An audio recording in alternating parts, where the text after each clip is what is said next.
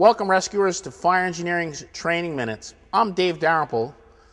What we're going to be talking about today is a technique called cross-ramming. Now, maybe some of you are not familiar with cross-ramming. You're familiar with our friend, the power hydraulic ram.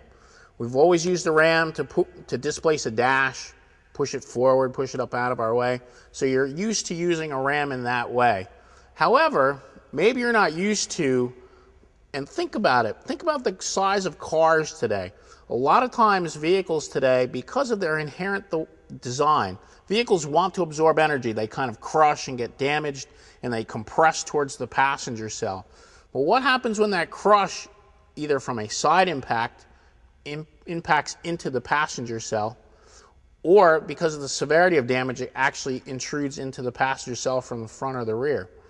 Many times our patients will be trapped in different ways than what we're used to, where we might actually need to push the car back out, so to speak. And one of the best tools to use that is our friend, the power hydraulic ram. Now we're going to show you a couple different ways to explore this today by not only pushing the vehicle out horizontally, but also vertically, and from a couple different positions. And we'll show you how this can help you access and disentangle the patient better and safer. Okay, rescuers, one of the things to remember anytime we're working around roof posts or the roof itself, we always need to prep the interior of the vehicle. Now, part of that prepping job is going to be cutting seat belts and displacing interior trim to look for airbag cylinders.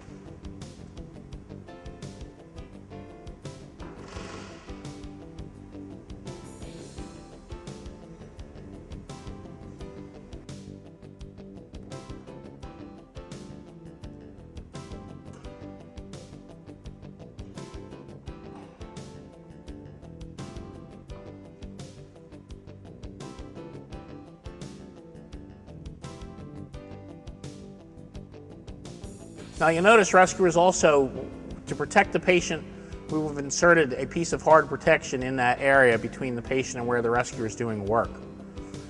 You see he's displaced the interior trim away. There's no airbag cylinders there. He's also looking, because of it being at the B post itself, he's going to be looking for the adjustable seatbelt bracket. Now, rescuers, as part of the cross-ramming evolution, we need to actually place the ram in place. Now, what we need to do is we need to figure out the distance we want to travel, what rams we have, and we need to make sure that we block each end of the ram. Because think about the point of contact the ram actually makes. The ram makes a very small point of contact, so we're going to need to widen that out, either with cribbing or with a ram jam or some other device like that.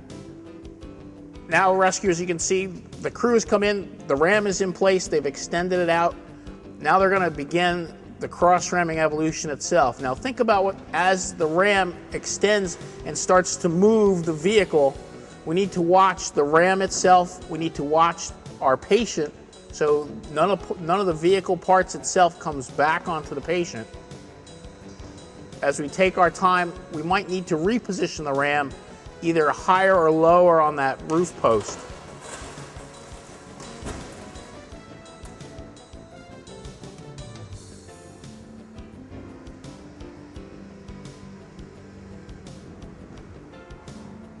A good ram to do this with is a telescoping ram, where you can fit it into a tight space and will extend farther out than a normal set piece ram. So if you have a telescoping ram in your arsenal, that's a good tool of choice here.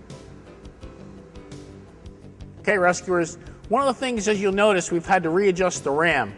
Now sometimes when we need to readjust the ram, we also need to build up space, especially if we have a short ram and we need to go a longer distance. Now the nice thing, and you'll notice, we've used our platforms from our quick chocks in there behind the ram jam and a wedge. So not only are they good for stabilizing the vehicle on its wheels, you also can utilize them for taking up space to insert our ram. Now as they extend the ram this time and push the vehicle out, we have our hard protection in place to protect our patient and our interior rescuer. We have to also watch, we're going to reach a certain point where the B-post is going to be out and it's going to start to move the roof down, which then will stop and then reposition the ram and actually push the roof up vertically. Now rescuers, as we've pushed the B-post out, you've noticed the roof itself has started to come down. That's a normal situation that's going to happen as we push the side of the vehicle away. We're going to need to reposition the ram to push the roof up vertically. Now, cross-ramming, whether it's vertically or horizontally, we need to make sure we are talking to our interior rescuer to coordinate the efforts between the ram and patient management as we work. Rescuers, now that we've finished pushing the side of the vehicle away, cross-ramming horizontally, now we're going to cross-ram the vehicle vertically by pushing the roof up with the ram. Okay, rescuers, now that we've repositioned the ram to cross-ram vertically, you notice we've placed hard protection both between the patient and also the lower part of the seat. We've put some cribbing in place to ensure that the ram doesn't slide forward. Now, you also notice, regardless of whether we're cross-ramming vertically or horizontally, we always want to support the ram. So here we've supported the ram at the base to spread the base along the floor, so we can actually employ the ram to push the roof up with more force and evenly than push the floor down as well.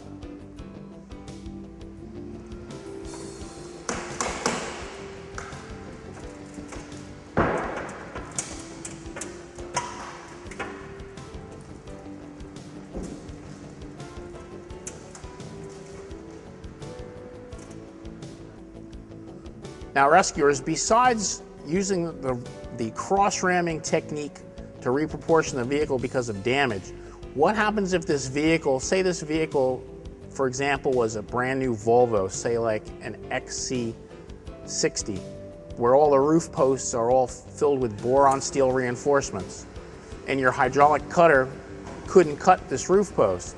Well, we can also use the ram and the cross-ramming technique of cross-ramming vertically by stretching the roof upwards to remove the patient out of the back of the vehicle, kind of a vertical pick, however, coming through the rear window opening because we're going to stretch it vertically.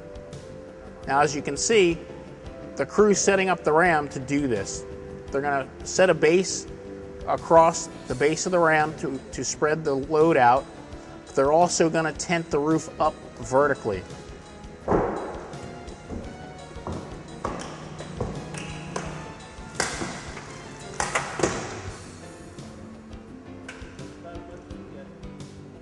Again, cross-ramming is nothing more than we're going to recreate, we're going to kind of push the vehicle apart in different directions to make better space to disentangle and remove the patients in the vehicle.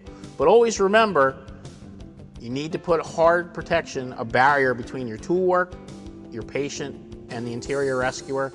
You might need to pull interior trim if we're pushing against different parts of the roof because of side curtain airbags and such. But also remember, support the ram because the ram might punch through the vehicle as well. So we got to make sure the ram is supported. My name is Dave Dalrymple. I'd like to thank you for watching Training Minutes. Thank you, Homatro, for sponsoring them. Be safe out there.